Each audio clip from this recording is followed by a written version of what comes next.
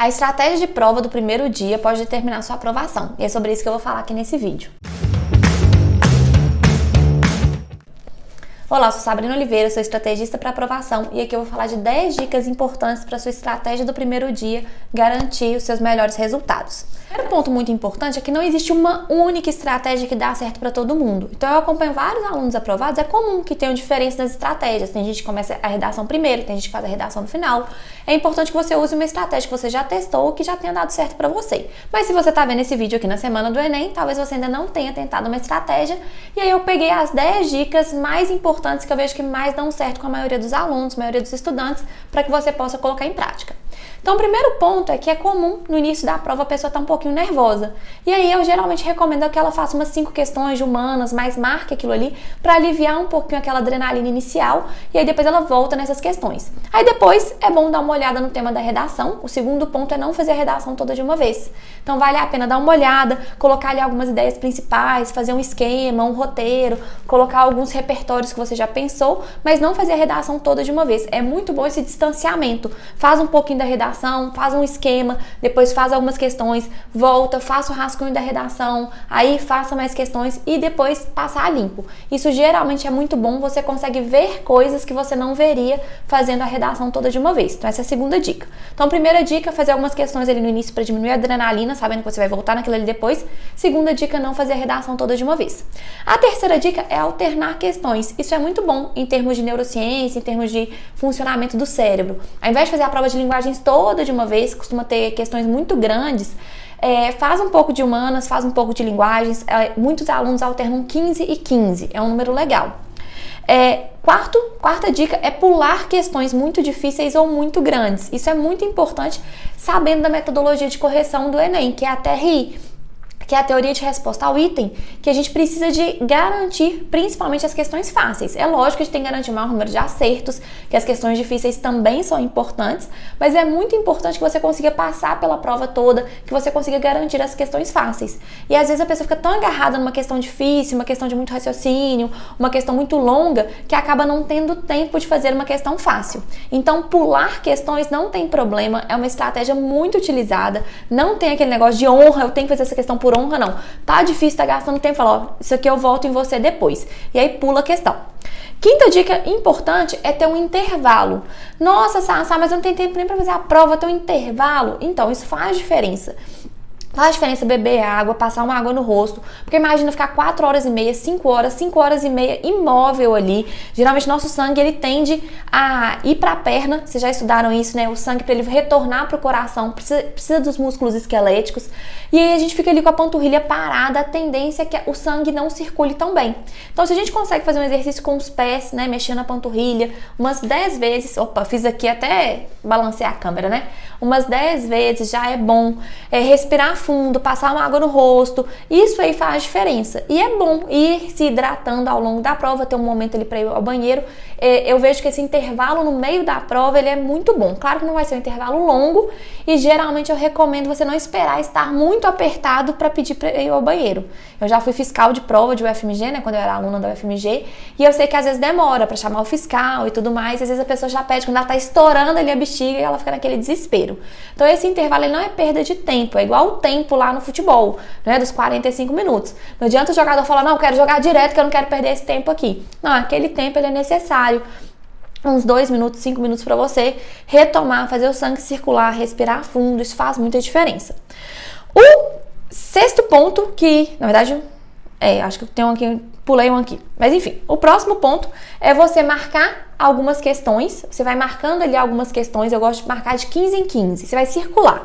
Então você vai pegar a sua prova, questão 1 você vai circular, questão 15 você vai circular, a 30, a 45, vai circulando. Beleza, o que significa aquele círculo? É o seguinte, na hora que você estiver passando ali, você vai pegar e vai ser um aviso para você. Opa, ajusta a postura e coloca o foco nisso aqui. Porque é comum a pessoa entrando no piloto automático, a postura dela vai diminuindo, né? Vai relaxando. E aí ela vai errando coisas por falta de atenção.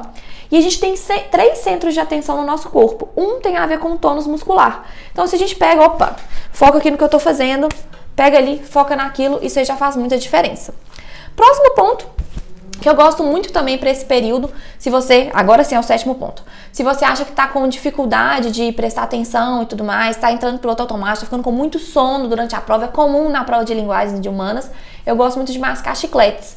Porque os chicletes, você traz ali um estímulo diferente, você põe um estímulo diferente, presta atenção no sabor dos chicletes, presta atenção no que você tá mastigando, você vai ver que dá um up ali de atenção. Ajustou a postura, mascou os chicletes. Sassá, fiquei nervoso durante a prova. Tem um exercício também que é muito bom, que é de atenção plena. O que acontece? A gente tem 2 centros importantes ali no cérebro. O sistema límbico, que ele tem muito a ver com as emoções, e o córtex pré-frontal, que tem a ver com as observações. Quando a gente começa a ficar nervoso ali durante a prova, eu vi o tema da redação, ou inclusive no tempo de sigilo, a gente precisa de trazer o foco do nosso cérebro para o córtex pré-frontal. E a gente precisa de mostrar para o nosso cérebro que a gente não está numa situação de perigo real. E aí uma coisa que faz muita diferença é a gente prestar atenção na respiração, no nosso corpo, aonde que está apoiado, onde que a roupa encosta no corpo, contar as respirações. Eu gosto muito de contar de trás para frente: 10, 9, 8, 7, 6. Pode ser o 10 para inspirar, o 9 para expirar. Quando a gente está meio nessa adrenalina, é bom contar de trás para frente para a gente conseguir manter uma atenção. E aí você pode começar a observar o seu ambiente. Tem um exercício muito legal de atenção plena, que a gente nomeia 5 cores, depois 4, você pode repetir, depois 3, depois 2, depois 1. Então é como se eu olhasse no ambiente e falasse, não, verde, azul, preto, branco, vermelho. Beleza, aí depois você vai preto, roxo, rosa e branco.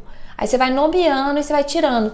É impressionante, você faz isso aí em menos de 25 segundos e traz um foco de novo, traz uma paz de espírito. E aí, 2 últimas dicas que são muito importantes.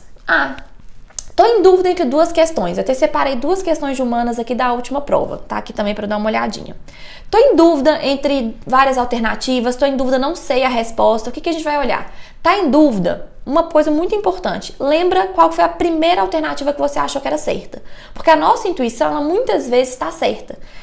Quando a gente olha para uma palavra e acha que ela está errada, ela geralmente está, quando a gente escreve. Mesmo que a gente não saiba explicar exatamente o que está errado naquilo ali. Então, tente se lembrar qual foi a primeira alternativa que você achou que estava certa. Geralmente, se fosse chutar, eu chutaria por aquela ali. A nossa intuição tende a estar certa. O segundo ponto, tá em dúvida entre 2, 3 alternativas, olha para o comando. Olha a alternativa, olha o comando. Olha a alternativa, olha o comando. Porque muitas vezes a gente tem várias coisas que fazem sentido, mas só uma responde muito bem o comando.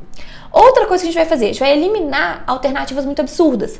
Olha essa questão aqui de humanas do ano passado que eu peguei, que ela tinha aqui várias alternativas, olha. Erradicação dos conflitos, eliminação das diferenças. Gente, né? O que vai ter, qual que é a estratégia que tem se eliminar diferenças, erradicar conflitos, né? Não faz sentido isso, então a gente já eliminaria 2 alternativas ali. Aí a gente vai pro comando de novo, né? E aqui, e a gente também elimina generalização, nunca, tudo, né? Não elimina, a gente fica mais atento àquilo ali, a gente tende a eliminar. E aqui um outro ponto aqui, olha, a gente vai ver alternativas, essa outra questão, que são contraditórias. Quando elas são contraditórias, olha, essa questão aqui de humanas também, do último ano, tem aqui, expansão dos grandes estoques, e o outro, adequação da produção à demanda. Ou seja, estão falando de coisas diferentes. Uma eu vou adequar de acordo com a demanda, a outra eu vou expandir os meus estoques. Isso significa que provavelmente uma está certa e a outra está errada, que foi o caso aqui. Então, dê uma olhada nas alternativas com carinho, lute por cada questão. Se você não sabe uma questão, pule, tá tudo bem, mas no final dê atenção para ela e não sai chutando só se é de Cristo ou de Deus. Olha, qual foi a primeira coisa que eu pensei? Olha no comando de novo, tem generalização aqui? Tem alguma que é contraditória? Que isso vai te ajudar muito. E minha última dica aqui, 10ª dica, a gente não troca o gabarito na hora de passar para a folha de respostas, ok? Eu sei que você já fez isso, eu sei que você já se arrependeu. Geralmente, quando a gente está fazendo a questão, a gente tem todo um raciocínio lógico ali, que nos ajuda a colocar aquela alternativa. Na hora de passar o gabarito, a gente é movido pelo medo. E pelo medo, a gente não faz as melhores escolhas racionalmente. Então, naquele momento de mudar, de passar para a folha de respostas, de passar para o gabarito, você só vai mudar se você conseguir se provar que aquilo está errado. Nossa, olha só, era mensal e eu calculei o anual. Escreve isso, se prove. Nossa, olha só, é mensal, eu calculei o anual, você se provou isso, entendeu? Agora, só para aquela insegurança, eu acho que eu vou mudar. Tem pesquisa mostrando a tendência é que isso não dê certo. E eu sei que você já fez isso na sua vida. Você mudou o gabarito de última hora e acabou errando por uma inexperiência ali naquele momento, movido pelo medo. Então, 10 dicas aí importantes. Primeira coisa, escreva sua estratégia de prova. No início, faça algumas 5 questões ali de humanas ou de linguagens, o que você tem mais facilidade.